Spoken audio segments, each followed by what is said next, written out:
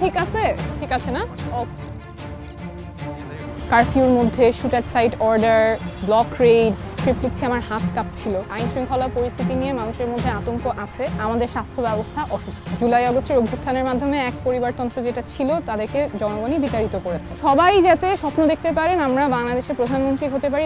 দর্শক, স্বাগত জানাচ্ছি যমুনা টেলিভিশনের বিশেষ আয়োজনে। আজকে আমাদের সাথে যুক্ত রয়েছেন দারুণ একজন মানুষ, যার সাথে কথা বললেই ভালো লাগে এবং যিনি আসলে বাংলাদেশকে ভালো রাখার প্রত্যয়টা নিয়ে সবসময় এগিয়ে যান, বাংলাদেশের মানুষকে ভালো রাখার কথা নিয়ে ভাবেন। সেই মানুষটি আজকে আমাদের সাথে যুক্ত রয়েছেন, তার সাথে দারুণভাবে গল্প হবে এবং আড্ডাও হবে। সেই আড্ডায় আপনাদেরকেও যুক্ত করতে চাই। দর্শক, আমাদের সাথে যুক্ত রয়েছেন ডাক্তার তাসনিম জারা, জাতীয় নাগরিক কমিটির যুগ্ম আহ্বায়ক। স্বাগত আপনাকে ডাক্তার তাসনিম, কেমন আছেন আপনি? ভালো আছি। আপনাকে পেয়েও আমরা খুবই ভালো আছি এবং আপনাদের কাছ থেকে অনেকগুলো বিষয় আসলে আমাদের জানতে চাওয়া রয়েছে। প্রথমেই যেটি জানতে চাই যে অনেক দিন পরে তো দেশে ফিরলেন এবং সেই ফিরে আসাটা নিশ্চয়ই অনেক দিন পরে হলেও স্বস্তিদায়ক। অবশ্যই অবশ্যই অনেক স্বস্তিদায়ক। অনেক দিন পরে আপনাকে আবার আমরা যমুনা টেলিভিশনের সাথে পেলাম এবং জন অভ্যুত্থান যেটি আমরা দেখলাম সেটির পরবর্তীতে মনে হয় প্রথম বাংলাদেশে আসা আপনার। প্রথম বাংলাদেশে আসা, বেশ কয়েক মাস ধরেই আছি। কেমন বোধ করছেন এখন? ভালো লাগছে, অনেক ভালো লাগছে। কি কারণে স্বস্তিটা বা ভালো লাগার প্রয়াসটা এরকম? ভালো লাগা, অভ্যুত্থানে তো আমরা দেখেছি যে কিভাবে মানুষ নতুন বাংলাদেশের একটা আকাঙ্ক্ষা নিয়ে অভ্যুত্থানে সবাই একসাথে সামনে এগিয়ে এসেছেন। সেইটাতে সামিল হতে পেরে এবং তারপরে দেশে এসে কাজ করার সুযোগ পেয়ে অবশ্যই ভালো লাগছে। অভ্যুত্থান চলাকালীন সময় আমরা দেখছিলাম, যদিও আপনি ইন পারসন এখানে থাকতে পারেননি, কিন্তু সামাজিক যোগাযোগ মাধ্যমে দারুণভাবে অ্যাক্টিভ ছিলেন এবং সেখানে বসে আপনি আপনার নানা ধরনের প্রয়াসের মাধ্যমে আমাদের ছাত্র জনতাকে নানানভাবে উজ্জীবিত করার চেষ্টা করেছেন বা সেগুলো নিয়মিতভাবে করেছেন। ঘটনা তো আসলে উল্টাও হতে পারত, হয়তো হতো, কিন্তু সেজন্য তো আমি যেটা করি, যেটা চাই, সেটা থেকে আমি বিরত থাকবো না। যখন আমি দেখছিলাম আমার ছোট ভাই বোনরা রাস্তায় এভাবে নির্যাতিত হচ্ছে, গুলির মুখে পড়ছে, তখন আমার জায়গা থেকে, দায়বদ্ধতা থেকে আমার যতটুকু সামর্থ্য যে ফার্স্ট এইডটা কীভাবে হবে, ওই বিদেশে বসেই যতখানি করা যায় ততখানি করার চেষ্টা করেছি। এত নির্যাতন চালাচ্ছে, প্রথমত হচ্ছে শিক্ষার্থীদের উপরে পুলিশের মাধ্যমে, বিভিন্ন মাধ্যম থেকে তাদেরকে মানসিক শারীরিক দুই মাধ্যমে নির্যাতন করা হচ্ছিল। ঠিক আপনি দূরে ছিলেন, কিন্তু আপনার মনের মধ্যে অবস্থাটা কি ছিল?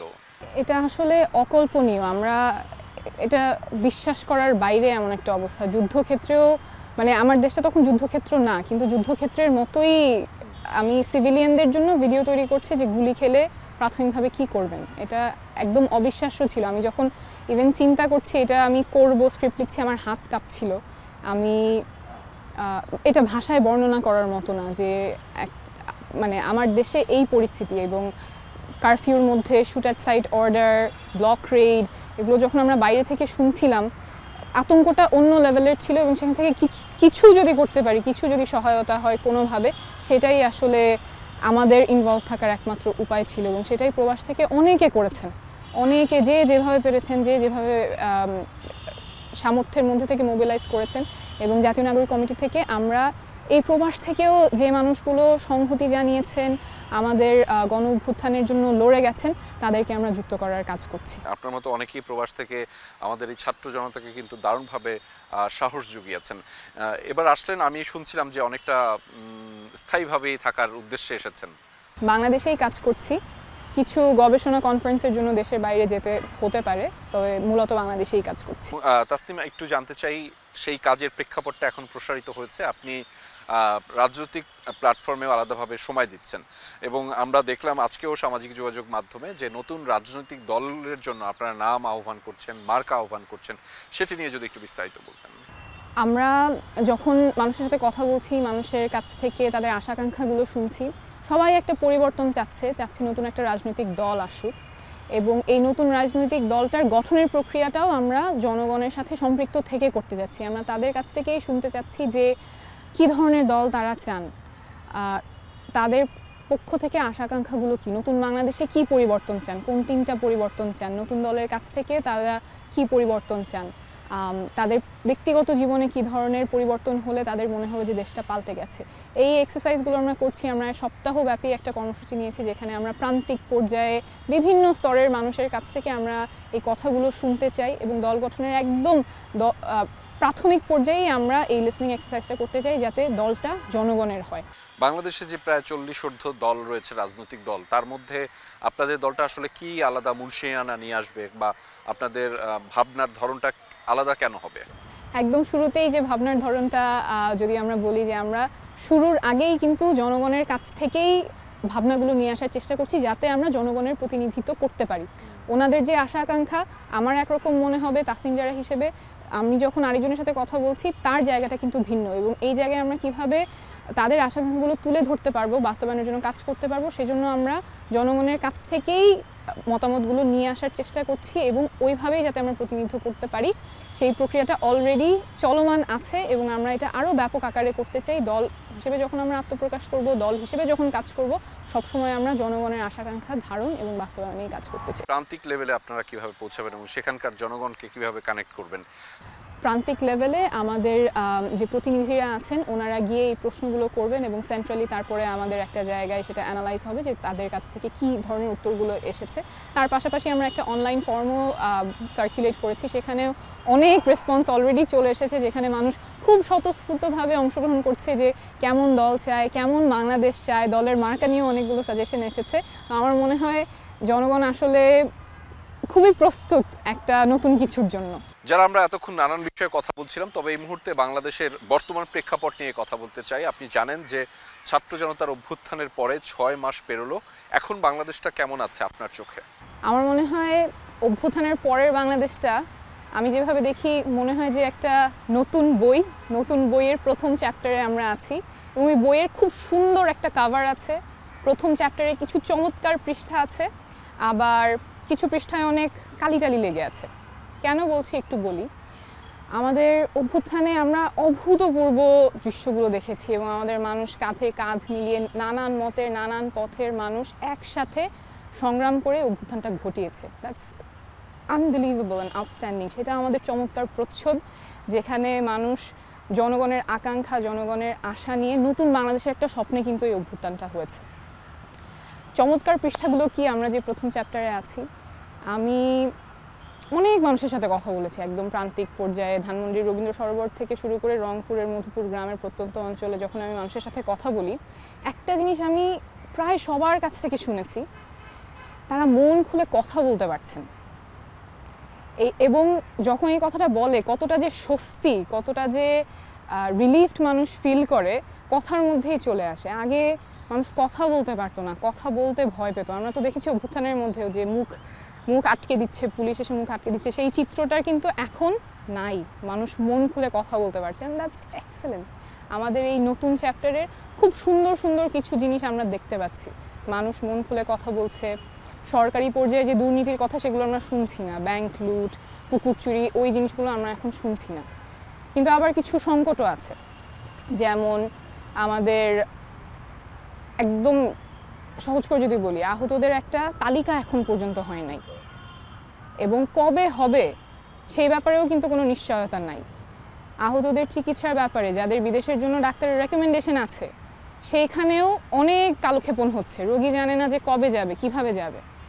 এখন এই যে স্থবিরতা, এগুলো ওই যে বললাম যে পৃষ্ঠায় কিছু অনেক কালিটালি লেগে আছে, সংকট আছে, আবার কিছু চমৎকার আমাদের সামনে দৃষ্টান্তও আছে। আমার মনে হয় ভূমিকম্পের পরে যেমন আফটার শক থাকে, আমরা এখন সেই জায়গায় আছি। অনেক আশার জায়গা আছে, আবার অনেক হতাশার জায়গাও আছে। যারা আপনি সংকটের কথা বলছিলেন, সেখানে যদি আমি একটু আপনার কাছ থেকে বিস্তারিতভাবে জানতে চাই যে আমরা একটা রাজনৈতিক সংকটের মধ্যে দিয়ে যাচ্ছি, অর্থনৈতিক সংকটের মধ্যে দিয়ে যাচ্ছি, জাতি হিসেবে আমরা নানান ধরনের অস্থিরতার মধ্যে দিয়েও যাচ্ছি। আপনার কাছে কি মনে হয়, এই সরকারের এমন কিছু কি ভুল সিদ্ধান্ত ছিল যেটি আসলে তারা এই গত 6 মাসে আসলে নজর দিতে পারেনি? আমি যদি আইন শৃঙ্খলা বাহিনীর কথা বলি, যে তাদের নিয়ন্ত্রণ কিংবা তারা যেভাবে কাজ করার কথা সেটি হয়নি, ফলে সাধারণ মানুষের মধ্যে একটু আতঙ্ক থেকে গেছে। একদম আইন শৃঙ্খলা পরিস্থিতি নিয়ে মানুষের মধ্যে আতঙ্ক আছে এবং যেভাবে আমাদের আইন শৃঙ্খলা বাহিনী অ্যাক্টিভেট হওয়া প্রয়োজন ছিল সেটা হয়নি। আমি একটু আগে যে সংকটের কথাগুলো বলছিলাম, এর মধ্যে এটাও অন্যতম। মানুষের মধ্যে আতঙ্ক আছে, ছিনতাই, মানুষ যখন রাস্তায় বের হচ্ছে ঘর থেকে তখন কি নিরাপদ থাকবে কিনা, এটা নিয়ে জনমনে অনেক সংকট আছে এবং আমার মনে হয় এই জায়গায় ব্যর্থতা আছে এবং এখানে আমাদের অবশ্যই সরকারের কাছে জবাবদিহিতা আমরা দাবি করি এবং আমরা চাই জনগণের নিরাপত্তা এটা সরকারকে নিশ্চিত করতে হবে। অভ্যুত্থানের 6 মাস হয়ে গেছে, এখন কিন্তু আর এখনও যদি জনগণের নিরাপত্তা নিশ্চিত না করা যেতে পারে তাহলে কখন? এই জায়গাটাতে আপনার কিছু মনে হয় যে বর্তমান সরকার, অন্তর্বর্তী সরকার যাদেরকে বাংলাদেশের মানুষ ভালোবেসে দায়িত্বটা দিয়েছে, তাদের কোনো ধরনের পদক্ষেপ আরও বেশি জোরালো হওয়ার দরকার ছিল? কোনো স্পেসিফিক জোন বা এরিয়া যদি নিয়ে বলতেন। আইন শৃঙ্খলার ক্ষেত্রে কিছু প্রায়োরিটি এরিয়া সেট করা যেতে পারত, যেমন আমাদের শহীদ পরিবার যারা আছেন ওনারাও কিন্তু অনেক শঙ্কায় আছেন বিচার পাবেন কিনা। তারপর আইন শৃঙ্খলা পরিস্থিতিতে কোন জায়গাটাতে আমরা ফোকাস করব, আমাদের পুলিশ বাহিনী, আমাদের আইন শৃঙ্খলা বাহিনীকে কিভাবে অ্যাক্টিভেট করা যায়, সেই জায়গাগুলো প্রায়োরিটি দিয়ে আমার মনে হয় অবশ্যই গুরুত্ব দিয়ে এই জায়গাটা খুব মনোযোগ দিয়ে কাজ করা উচিত ছিল। এবং আমাদের শহীদ যারা হয়েছেন, যারা আহত হয়েছেন, তারা যাতে সঠিক বিচারটা পান, এটা অন্তর্বর্তীকালীন সরকারের অবশ্যই এইটার দিকে মনোযোগ দেওয়া একদম টপ প্রায়োরিটির মধ্যে থাকা উচিত। এখনো যে আপনি একটু আগে বলছিলেন যে শহীদদের, আহতদের তালিকা আমরা তৈরি করতে পারিনি, ইভেন শহীদদেরও তালিকাও পূর্ণাঙ্গভাবে এখনো প্রকাশ হয়নি, সেটিও কি একটা বড় ধরনের ব্যবধান তৈরি করছে আমাদের যে চাওয়াটা ছিল কিংবা গণঅভ্যুত্থানের প্রতি মানুষের যে সমর্থন ছিল সেটির ক্ষেত্রে? এটা আমাদের স্বীকার করে নিতেই হবে যে এখন 6 মাসেও আমরা একটা পূর্ণাঙ্গ শহীদদের তালিকা পাইনি, আহতদের তালিকা পাইনি। এইটা এবং কবে পাবো সেটার ব্যাপারেও কিন্তু আমাদের যে খুব পূর্ণাঙ্গ আশ্বাস আছে সেটা না। অবশ্যই এটা আমাদের অনেক বড় একটা হতাশার জায়গা এবং আমরা জোর দাবি জানিয়েছি, বহুবারই জোর দাবি জানিয়েছি যে এই জায়গাটাতে যাতে খুব গুরুত্বের সাথে সরকার এটা দেখেন, এবং হাই লেভেল থেকে কমিটমেন্ট আছেও যে খুব গুরুত্বের সাথে দেখছেন, কিন্তু বাধাটা কোথায় আসছে, কেন এটা হচ্ছে না, সেই ব্যাপারে আমার মনে হয় জবাবদিহিতা নিশ্চিত করা প্রয়োজন। আমি যদি আপনার একটা বিচরণের জায়গা নিয়ে কথা বলি, বিশেষ করে দেশের স্বাস্থ্য খাত, সেটি নিয়ে নানান ধরনের সচেতনতামূলক কার্যক্রম আপনি চালাচ্ছিলেন, কিংবা আপনারা সবাই সবার জায়গা থেকে যারা চেষ্টা করেছিলেন, সেই খাতটি আপনি তাসনিম যারা, ডাক্তার তাসনিম যারা কি মনে করে যে কেমন আছে সেই খাতটি, আমাদের দেশের স্বাস্থ্য ব্যবস্থা কেমন এখন? এক কথায় স্বাস্থ্য ব্যবস্থা ভঙ্গুর অবস্থায় আছে, আমাদের স্বাস্থ্য ব্যবস্থা অসুস্থ। আমি যদি আরেকটু ব্যাখ্যা করি, আমাদের কোনো রোগীর যদি জরুরি কোনো পরিস্থিতি হয়, কারো হার্ট অ্যাটাক হলো, কারো স্ট্রোক হলো বা বড় কোনো ধরনের দুর্ঘটনা হলো, তারপরে তার চিকিৎসা পেতে গ্রামাঞ্চলে এমন অনেক জায়গা আছে যেখানে 4 ঘন্টা 5 ঘন্টা লাগবে হাসপাতালে যেতে, এবং সেই 4-5 ঘন্টা কিন্তু তার হাতে সময় নাই। হার্ট অ্যাটাক হলে প্রতিটা মিনিট গুরুত্বপূর্ণ, স্ট্রোক হলে প্রতিটা মিনিট গুরুত্বপূর্ণ। যত দেরি হচ্ছে তার সারা জীবনের জন্য এক পাশ অবশ, নাড়াতে পারবেন না, সেটার সম্ভাবনা বেড়ে যাচ্ছে, মৃত্যুর ঝুঁকি বেড়ে যাচ্ছে। যাদের সামর্থ্য আছে তারাও আমাদের স্বাস্থ্য ব্যবস্থায় আস্থা রাখতে পারছেন না, তারা বিদেশমুখী হচ্ছেন। হাসপাতালে যখন রোগী ভর্তি হচ্ছে, আমাদের অনেক হাসপাতালের চিত্র যেখানে মেঝেতে শুয়ে থাকতে হচ্ছে রোগীদের, ওনারা বাসাতেও মেঝেতে শুয়ে থাকেন না। আমরা সুস্থ অবস্থায় মেঝেতে শুয়ে থাকি না, কিন্তু আমি যখন অসুস্থ তখন আমার মেঝেতে শুয়ে থাকতে হচ্ছে, পাশের মানুষ জুতা পায়ে হেঁটে যাচ্ছে। তো আমাদের স্বাস্থ্য ব্যবস্থা কিন্তু রোগীর পর্যাপ্ত সেবা নিশ্চিত করতে পারছে না, পর্যাপ্ত সম্মানও দিতে পারছে না। প্রান্তিক রোগীর জন্যও না, আমাদের যারা সচ্ছল তাদের জন্যও না। ডাক্তারদের কিছুদিন পর পর আন্দোলনে নামতে হচ্ছে ন্যায্য বেতনের দাবিতে। আমাদের স্বাস্থ্য সেবা যারা দিচ্ছে তাদের ইন্টারেস্টও এই স্বাস্থ্য ব্যবস্থা সার্ভ করতে পারছে না। তাহলে এখানে এই স্বাস্থ্য ব্যবস্থা তো আমার না রোগী না স্বাস্থ্য যারা সেবা দিচ্ছেন কারো ইন্টারেস্ট সার্ভ করতে পারছেন, এবং আমাদের এটা স্বীকার করে নিতে হবে যে এখন আমাদের স্বাস্থ্য ব্যবস্থা খুবই একটা সংকটময় পরিস্থিতিতে আছে এবং একটা অসুস্থ অবস্থায় আছে। এইটাকে সুস্থ না করতে পারলে আমাদের দেশ, আমাদের জাতি কিভাবে সুস্থ হবে? সেটির ক্ষেত্রে সংস্কারের জন্য আপনাদের কিছু প্রস্তাবনা আপনারা দিয়েছেন বর্তমান সরকারের কাছে। সেই প্রস্তাবনাগুলোর মধ্যে কি বিষয়গুলো বিশেষভাবে উল্লেখযোগ্য, আপনারা কি প্রায়োরিটি বা প্রাধান্য দিয়েছেন? আমরা যে প্রস্তাবনা দিয়েছি তার মূল স্পিরিটটা হচ্ছে বাংলাদেশের সবাই সুচিকিৎসা পাওয়ার অধিকার রাখে। যে মন্ত্রী, যে রিকশাওয়ালা, যে কৃষক, তাদের চিকিৎসার মধ্যে কোনো পার্থক্য হবে না। কার পকেটে কত টাকা আছে, কার কত ক্ষমতা আছে, সেই অনুযায়ী তার চিকিৎসার কোনো পার্থক্য হবে না। চিকিৎসার পার্থক্য হবে তার রোগ অনুযায়ী, তার প্রয়োজন অনুযায়ী। এই ক্ষেত্রে আমরা বেশ কিছু প্রস্তাবনা রেখেছি। আমি কয়েকটা গুরুত্বপূর্ণ প্রস্তাবনার কথা একটু সহজ ভাষায় বলি। আমি একটু আগে যেমন বলছিলাম, যাদের জরুরি অবস্থা হয়, যদি কারো হার্ট অ্যাটাক হয়, কারো স্ট্রোক হয়, সেই ক্ষেত্রে দ্রুততম সময়ে আমরা কিভাবে সুচিকিৎসা নিশ্চিত করতে পারি সেই ব্যাপারে আমরা বিশদ একটা এভিডেন্স বেসড প্রপোজাল রেখেছি। যদি আমরা চিন্তা করি, ধরেন কারো বুকে ব্যথা হলো, বুকে ব্যথা হওয়ার পরে একটা নাম্বার, সেটা জরুরি স্বাস্থ্য বাতায়ন নাম্বার হতে পারে 666-999, যে কোনো একটা নাম্বারে রোগী কল দিল, জানালো যে আমার বুকে ব্যথা।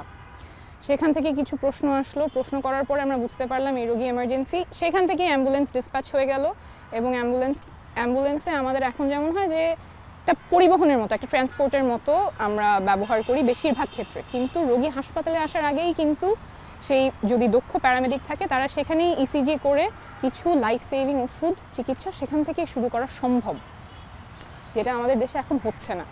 কিন্তু যেটা আমাদের দেশে এখন হচ্ছে না, এর পরবর্তীতে হাসপাতালের সাথে এই প্যারামেডিক সিস্টেমের একদম কোঅর্ডিনেশন থাকবে, কোন হাসপাতালে যাবে, হাসপাতালে গিয়ে দ্রুততম সময়ে কীভাবে চিকিৎসা হতে পারে, এই পুরো বিষয়টা কিভাবে সেন্ট্রালি নিয়ন্ত্রণ করা যায় এবং মানুষের জন্য উপকার হয় এই অসহায় অবস্থায়, যাতে তার খুঁজতে না হয় আমি কোন হাসপাতালে যাব, আমি অ্যাম্বুলেন্স কোত্থেকে পাবো, এবং কালক্ষেপণের কারণে যাতে ডিসেবিলিটি মর্টালিটি না বাড়ে সেজন্য আমরা একটা বিস্তারিত প্রপোজাল দিয়েছি। তারপরে আমরা আরেকটা জিনিসের উপর খুব গুরুত্ব দিয়েছি যে টেকনোলজি ব্যবহারের মাধ্যমে আমরা স্বাস্থ্য ব্যবস্থাটাকে কিভাবে কোঅর্ডিনেটেড করতে পারি। সহজ উদাহরণ যদি দেই, আমাদের কাছে যখন রোগীরা একটা ডাক্তারের কাছে যাচ্ছেন, তিনি আগে যে ডাক্তার দেখিয়েছেন সেটার একটা প্রেসক্রিপশন আছে, একটা কাগজ আছে, এটা হয়তো 6 মাস পরে আবার থাকে না। রোগী কি ওষুধ খাচ্ছে, তার কি ধরনের রোগ আছে, আগে কি চিকিৎসা হয়েছে, সেটা যদি চিকিৎসক না জানতে পারেন তখন কিন্তু সুচিকিৎসা দেওয়াটা কষ্টকর হয়। আমার ক্লিনিক্যাল ডিসিশন মেকিংয়ের জন্য যে ভাইটাল ইনফরমেশন দরকার সেটা ডাক্তারের কাছে থাকছে না, তখন মেডিকেল এরর, ভুল চিকিৎসা হওয়ার সম্ভাবনা বাড়ে। আগে যে টেস্ট হয়েছে, যেহেতু টেস্টের কাগজ এখন নাই, ওই টেস্ট আবার করতে হচ্ছে, রোগীর খরচ হচ্ছে, চিকিৎসা ব্যবস্থার খরচ হচ্ছে। তো আমরা চাচ্ছি একটা ডিজিটাল, একটা ইলেকট্রনিক হেলথ রেকর্ড, যেটা প্রত্যেকটা মানুষের জন্য, বাংলাদেশের প্রত্যেকটা মানুষের জন্য একটা ইলেকট্রনিক হেলথ রেকর্ড থাকবে। সেখানে তার জন্ম থেকে এখন পর্যন্ত যা যা তার শারীরিক সমস্যা হয়েছে, যা চিকিৎসা হয়েছে, যা টেস্ট হয়েছে, সব কিছু এক জায়গায় থাকবে। সে সাতক্ষীরাতে যখন ডাক্তার দেখাবে, ডাক্তার দেখতে পারবে যে তার কী কী সমস্যা ছিল, কী কী চিকিৎসা হয়েছে। আবার যখন ঢাকার হৃদরোগে সে আসতেছে, তখনও ডাক্তার সেটা এক জায়গায় দেখতে পারবে। তো সেই ক্ষেত্রে আমাদের চিকিৎসাটা কোঅর্ডিনেটেড হবে, চিকিৎসার মান বাড়বে, এবং এই যে অতিরিক্ত খরচ আমার ইনকোঅর্ডিনেশনের কারণে সেই জিনিসটা কমে যাবে। আরেকটা জিনিস আমরা খুব গুরুত্ব দিচ্ছি, সেটা হচ্ছে গবেষণার উপরে। আমাদের দেশেই যাতে বিশ্বমানের গবেষণা হয় এবং বিশ্বমানের চিকিৎসা আমাদের জনগণের জন্য যাতে আমরা নিশ্চিত করতে পারি, সেজন্য আমাদের কিছু ইনফ্রাস্ট্রাকচার দরকার, একটা বায়োব্যাংক স্থাপন করা দরকার। বিশ্ব এখন এগিয়ে যাচ্ছে প্রেসিশন মেডিসিনের দিকে। যত নতুন নতুন গবেষণা ইউকে ন্যাশনাল বায়োব্যাংক, চায়না কাদুরি বায়োব্যাংক থেকে হচ্ছে, আমাদের দেশে আমরা কেন বায়োব্যাংক করতে পারবো না? আমাদের স্বপ্নটা যদি থাকে, আমরা কিন্তু তখন এখানেই আমার মানুষের জন্য কোন চিকিৎসা প্রয়োজন, কোন ওষুধ কাজ করে, কোন কারণে রোগ হচ্ছে, সেইটা বের করার জন্য আমার দরকার একটা ন্যাশনাল বায়োব্যাংক। তো ওই গবেষণাগুলো আমরা কীভাবে করব সেই বিষয়ে আমাদের সুনির্দিষ্ট প্রস্তাবনা আছে।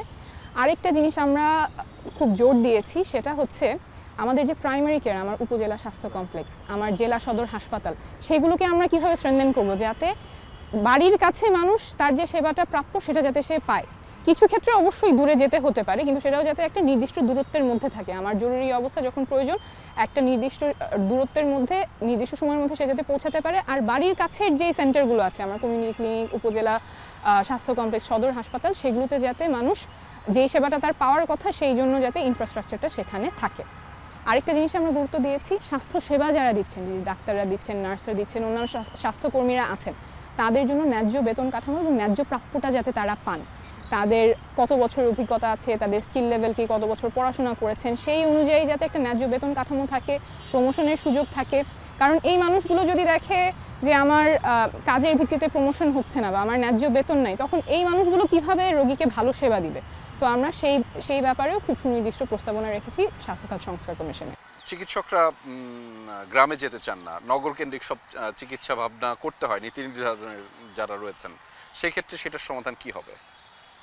গ্রামে স্বাস্থ্যসেবা নিশ্চিত করা, এটা শুধুমাত্র আমাদের দেশে যে সমস্যা সেরকম না, আমাদের পার্শ্ববর্তী দেশেও এই চ্যালেঞ্জটা ফেস করা হয়, এবং এটা নিয়ে বিস্তর কাজ আছে যে কী করলে আমরা প্রান্তিক পর্যায়ে স্বাস্থ্যসেবা নিশ্চিত করতে পারবো। এবং এটা শুধুমাত্র চিকিৎসকের সমস্যা না, আমার গ্রাম পর্যায়ে আরও অনেক ইনফ্রাস্ট্রাকচার নাই, আরও অনেক আমাদের যে সহযোগী স্বাস্থ্য ব্যবস্থার কর্মী প্রয়োজন, তাদেরকে আমরা ওখানে রাখতে পারছি না। কেন রাখতে পারছি না? ইনফ্রাস্ট্রাকচার নাই, সেখানে বেতন কাঠামো কেমন, সেখানে নিরাপত্তা কেমন, এই সব সিস্টেমিক ফ্যাক্টর কিন্তু আমাদের অ্যাড্রেস করতে হবে, এবং অ্যাড্রেস করার মাধ্যমে তখন আমি প্রান্তিক পর্যায়ে স্বাস্থ্যসেবাটা নিশ্চিত করতে পারবো। এই ব্যাপারেও আমাদের সুনির্দিষ্ট প্রস্তাবনা আছে স্বাস্থ্য সংস্কার কমিশনে। আপনার প্রতিষ্ঠান সহায় হেলথ কেমন চলছে, এবং সেটি নিয়ে নিশ্চয়ই স্বাস্থ্যখাতে কিছু করবার পরিকল্পনা আপনার রয়েছে? সহায় হেলথ থেকে আমরা অনেকগুলো কাজ করছি। একটা কাজ আমরা করেছি, একটা প্রেগনেন্সি অ্যাপ তৈরি করেছি। আসতেই একজনের সাথে দেখা হচ্ছিল, উনি বলছিলেন যে আমরা তো সহায় পরিবার। উনি ওনার প্রেগনেন্সিতে আমাদের অ্যাপটা ব্যবহার করেছেন এবং বলছিলেন এখন বাচ্চার বয়স 7 মাস। তো আমরা এই যে হাঁটতে চলতে যে গল্পগুলো শুনি সেটা খুব ভালো লাগে এবং মানুষের কাছে যে একটা আস্থার জায়গা তৈরি হয়েছে, ওনারা প্রেগনেন্সির সময় আমাদের অ্যাপটা ব্যবহার করছেন, সেটা আমাদেরকে অনেক অনুপ্রেরণা যোগায়। ইতিমধ্যেই 1 বছরের মধ্যে 8 লাখ পরিবার আমাদের অ্যাপটা ব্যবহার করেছেন। এছাড়াও আমরা এখন কাজ করছি বেবি কেয়ার সেকশনটা তৈরি করার, যাতে নতুন অতিথি আসার পরে মা বাবা কিভাবে তার যত্ন নেবেন, কি করলে বাচ্চা সুস্থ থাকবে, ভালো থাকবে, বিকাশটা সুন্দর হবে, সেইটা নিয়ে কাজ করছি। পাশাপাশি আমরা আরেকটা কাজ করছি যে যাদের উচ্চ রক্তচাপ তারা কিভাবে তাদের জীবনধারাটা মেনে চলবেন যাতে করে উচ্চ রক্তচাপ নিয়ন্ত্রণে থাকে, একটা পর্যায়ে গিয়ে ওষুধের উপর নির্ভরশীল না থাকতে হয়, ওনারা কিভাবে উচ্চ রক্তচাপটা কন্ট্রোল করবেন। এই কাজগুলো করছি আমরা এবং আশা করছি যে আমরা মানুষের জীবনে মিনিংফুল কিছু চেঞ্জ, মিনিংফুল কিছু ইম্প্যাক্ট রাখতে পারবো। তাসনিম জারা, আপনাকে আসলে আমরা যেভাবে চিনি ডাক্তার তাসনিম জারা, কিন্তু আপনাকে আমি নতুন পরিচয় একটি দেখলাম। আপনি সম্প্রতি একটি রাজনৈতিক প্ল্যাটফর্মে জাতীয় নাগরিক কমিটির সেখানে যুগ্ম আহ্বায়কের দায়িত্ব পালন করেছেন। ঠিক কী কারণে এই রাজনৈতিক প্রেক্ষাপটে আসা নিজেকে নিয়ে? আচ্ছা, ডাক্তার হিসেবে আমি শুধুমাত্র আমার যে রোগীরা আছেন তাদের সেবাটা নিশ্চিত করতে পারবো, কিন্তু বাংলাদেশের সকল মানুষের সুস্বাস্থ্য, চিকিৎসা সেবা নিশ্চিত করার জন্য রাজনৈতিক সদিচ্ছা প্রয়োজন। আমার স্বপ্ন হচ্ছে বাংলাদেশের মানুষ চিকিৎসা পাবে তার রোগের উপর, প্রয়োজনীয়তার উপর। কারো টাকা আছে, ক্ষমতা আছে, সে চিকিৎসা পাবে, আর যার টাকা নাই, ক্ষমতা নাই, সে চিকিৎসা থেকে বঞ্চিত হবে। আমার বাংলাদেশে যাতে এমন না হয়। মন্ত্রী যেমন চিকিৎসা পাবে, কৃষকও তেমন চিকিৎসা পাবে, তারা একই মানের সেবা পাবে। এবং এই বাংলাদেশে যদি এই চিকিৎসা ব্যবস্থা, এই স্বাস্থ্যসেবা আসতে হয়, তখন আমাদের আমূল পরিবর্তন প্রয়োজন হবে। আমরা জাতীয় নাগরিক কমিটির পক্ষ থেকে যে স্বাস্থ্য সংস্কার কমিশনের প্রস্তাবনা দিয়েছি, আপনারা দেখবেন সেখানে আমরা ছোটোখাটো পরিবর্তনের কথা বলিনি, এখানে আমরা আমূল পরিবর্তনের কথা বলেছি। কারণ আমরা যদি এই স্বপ্নটা বাস্তবায়ন করতে চাই, যেখানে চিকিৎসা হবে মানুষের জন্য, মানুষের প্রয়োজনের উপর ভিত্তি করে, তার সক্ষমতা কি, তার টাকা কতখানি, তার পদ কোথায়, সেটার উপর ভিত্তি করে যদি না হতে হয়, আমরা যদি ওই জায়গায় যেতে চাই, তাহলে আমাদের আমূল পরিবর্তন লাগবে। ছোট ছোট পরিবর্তনের কথা অনেকেই বলবেন যে এত বড় পরিবর্তন আমাদের দেশে এখন সম্ভব না, আমাদের বাস্তবতা ভিন্ন, আস্তে আস্তে আগাতে হবে। আস্তে আস্তে আমি ছোট ছোট পরিবর্তন দিয়ে আগালে কবে সেটা নিশ্চিত হবে? 30 বছর, 40 বছর? এখনও কিন্তু আমরা 20 বছর আগে যে সমস্যাগুলো ছিল অনেকগুলো, সেই সমস্যায় আমরা আটকে আছি। মানুষ বাঁচে কয় বছর? 70-80 বছর বাঁচে, তার মধ্যে যদি 30-40 বছর তার অপেক্ষাই করতে হয়, কখন স্বাস্থ্য ব্যবস্থা আমার অধিকার নিশ্চিত করতে পারবে? তাহলে আমরা জাতি হিসেবে আগাবো কিভাবে? সুস্থ জাতি যদি না থাকে, তখন অর্থনীতির ওপর ইম্প্যাক্ট পড়ে, তখন মানুষ তাদের কর্মক্ষমতায় একটা ইম্প্যাক্ট পড়ে। আমাদের অবশ্যই স্বাস্থ্য এবং চিকিৎসার ব্যাপারটা আলাদাভাবে দেখতে হবে এবং আমার মনে হয় সেখানে রাজনৈতিক সদিচ্ছার কোনো বিকল্প নাই। আমি যদি যুক্তরাজ্যের কথা বলি, যুক্তরাজ্যের স্বাস্থ্য ব্যবস্থা one of the top in the world এবং সেখানে পয়সা দিতে হয় না, অর্থাৎ যখন সে সেবাটা নিচ্ছে তখন তার খরচ করতে হয় না কিছু। এই স্বাস্থ্য ব্যবস্থা কিন্তু 3 বছর এস্টাবলিশড হয়েছে, মাত্র 3 বছরে একটা যুদ্ধ বিধ্বস্ত দেশে সেই সিস্টেমটা প্রবর্তন হয়েছে। আমাদের দেশে আমরা কেন পারবো না? কিন্তু সেই জন্য প্রয়োজন আমূল পরিবর্তন এবং সদিচ্ছা। আর আমরা যে পরিবর্তনগুলোর কথা বলছি সেটা আমরা শুধু মুখে বলছি তা না, এটা নিয়ে আমাদের সংগ্রাম চলবেই। বাস্তবায়ন হওয়ার আগ পর্যন্ত আমরা এটার জন্য কাজ করে যাব, আমরা সংগ্রাম করে যাব। তাসনিম জারা, আপনি জানেন যে বাংলাদেশের মানুষ আসলে পরিবারতন্ত্রের উপরে কোনো না কোনোভাবে তারা ডিপেন্ডেন্ট বা নির্ভরশীল। আমরা সেটা বিভিন্ন প্রেক্ষাপটে দেখেছি বিভিন্ন সময়ে। আপনারা নতুনরা যে বদলের কথা বলেছেন, সেটির মাধ্যমে আসলে সেটি সম্ভব কিনা বা চ্যালেঞ্জিং মনে হবে কিনা কাজটা? আমরা শুধু নতুন রাজনৈতিক বদলের কথা বলছি না, রাজনীতিতে কিন্তু বদল তরুণরা নিয়ে এসেছে, ছাত্র জনতা মিলেই রাজনীতিতে বদল নিয়ে এসেছে এবং পরিবারতন্ত্রকে কিন্তু জুলাই আগস্টের অভ্যুত্থানের মাধ্যমে এক পরিবারতন্ত্র যেটা ছিল তাদেরকে জনগণই বিতাড়িত করেছে। বিএনপির কথা যদি বলি, আই এম শিওর বিএনপিকে যদি জিজ্ঞেস করা হয় ওনারাও বলবেন পরিবারতন্ত্র না, ওনাদের দলের ভেতরে না গণতান্ত্রিক চর্চাটা করতে চান। তো রাজনীতিতে মানুষ পরিবর্তন কেমন চায়, কেমন রাজনীতি চায়, সেটা কিন্তু খুবই স্পষ্ট এবং আমরা বলছি আমরা এমন রাজনীতি চাই যেখানে যে কেউ স্বপ্ন দেখতে পারবে তার যোগ্যতার ভিত্তিতে সে দেশের প্রধানমন্ত্রী হবে। সেটা তার অর্থনৈতিক অবস্থা, সামাজিক অবস্থা শুধু সেটার উপর ডিপেন্ডেন্ট থাকবে না যে আমি যেখানে জন্মেছি, যেই পরিবারে জন্মেছি, তার ফলে আমি সামনে যেতে পারবো না। একজন রিক্সাওয়ালার ছেলে বা একজন কৃষকের মেয়ে অথবা একজন সচিবের ছেলে বা মেয়ে, ওনারা সবাই যাতে স্বপ্ন দেখতে পারেন আমরা বাংলাদেশের প্রধানমন্ত্রী হতে পারি, বাংলাদেশের নেতৃস্থানীয় পর্যায়ে যেতে পারি, এই পরিবর্তনটাই আমরা চাই। আপনি জানেন যে সাকিব আল হাসানের কথা, যিনি তুমুলভাবে আন্তর্জাতিকভাবে জনপ্রিয় একজন ক্রিকেট খেলোয়াড় ছিলেন আমাদের দেশের, উনি রাজনীতিতে যুক্ত হয়েছেন। একই সাথে আরও একজন এর আগে ছিলেন, বিএনপি করতেন উনি, আসিফ আকবর, উনিও একটা সময় তুমুল জনপ্রিয় ছিলেন, কিন্তু রাজনীতিতে অংশগ্রহণ করবার পরে তার যে মূল কাজ সেখান থেকে তাকে আমরা পেলাম না। ফলে আপনার ক্ষেত্রেও এটি হওয়ার সম্ভাবনা আছে কিনা, বা আপনি সেটি নিয়ে শঙ্কাগ্রস্ত কিনা? দেখেন, শঙ্কা নিয়ে আমি জীবন পরিচালনা করতে চাই না। ভয় পেয়ে যদি আমি যে কাজটা করতে চাই সেটা না করতে পারি বা আমার জীবনে সেখান থেকে আমি নিজেকে দূরে রাখি, I don't subscribe to that.